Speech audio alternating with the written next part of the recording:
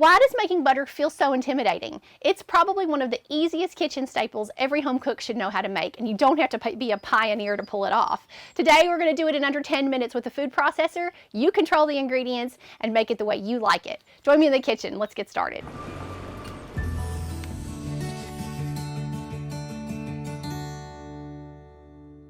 To start your butter, you're going to need cream. Now, a lot of people think they're going to make this from milk. You do not make butter from milk, you make it from cream. So what I'm using today, this is a non-homogenized, low-heat pasteurized type of cream.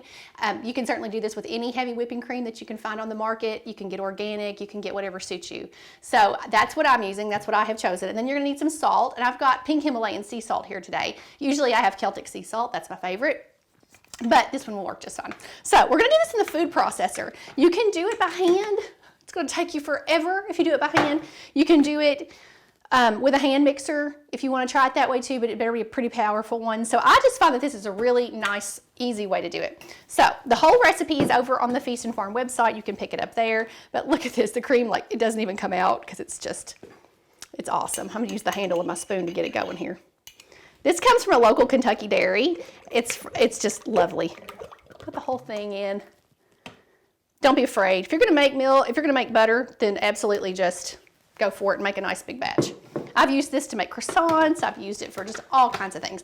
So the first thing you have to do is we have to take this to whipping cream. So if you were gonna make whipped cream, this is exactly how you do it. You would just add powdered sugar and vanilla.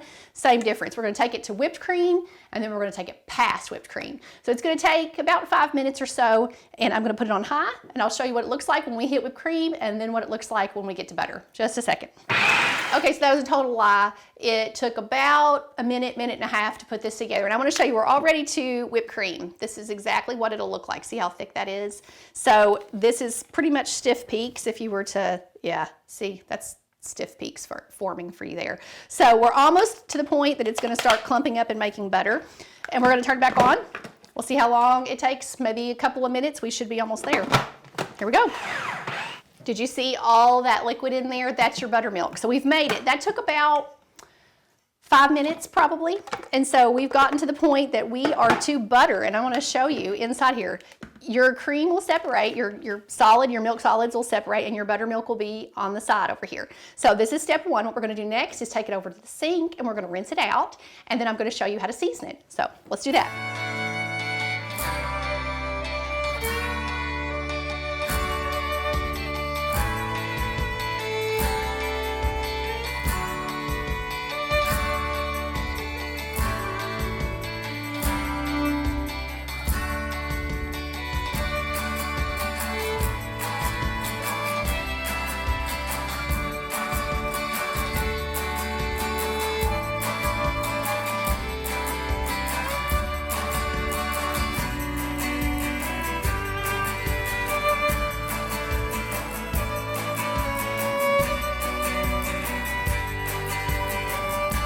The last step is to go ahead and add salt if you want to season yours. This is also the time that you could add garlic and herbs and make compound butter if that's something you're more interested in doing. But I'm going to go ahead and put my salt in. I almost always prefer my butter salted unless I'm baking like something that really requires a lot of butter, maybe croissants or something like that. But I always prefer salt. So this is about the equivalent of 3 sticks of butter if you were buying it in a box at the store. And I've done a teaspoon of salt. I feel like that's almost a little bit too much. So in this case, I'm going to go with a half a teaspoon, give or take. And the kind of salt you use is going to be different. So if you're using table salt, you're going to want to use a little less than I'm using because sea salt is a little bit less salty. So do the research before you go adding a lot of salt into yours. So what I'm going to do here, my hands are weak. Some people can just kind of work this in or stir it in, but because of my autoimmune disease, my hands are quite weak. So I have to just knead with my palms, and that's okay with me. So what I'm going to do is take a few, and there's still some water squirting out of this. That's okay. We're going to just work it in until it's evenly salted. And I just kind of give it a taste every once in a while to see how it is. And if you really wanted to do this up, you could get yourself a butter mold, which I don't even know if they make them anymore, but you can find vintage ones, and they're little wooden containers that have patterns and shapes on them. You press your butter into it, and then when you take it out, it has the pattern on the top. They're so pretty. And then the last thing we're going to do with this is we're going to put it away to store. And what you're going to want to make sure you do is use something that's airtight, because butter absorbs every flavor in the world. So if you leave this in your refrigerator in something that's not airtight, it's going to taste like the onions that are next to it or the pot roast you left in there, and it's just going to ruin it. So make sure you keep it in something airtight. What I use for that, my greasy hands and I, use a glass storage container with a gasket in the lid, and this is what I prefer. And it keeps it really, really nice and fresh.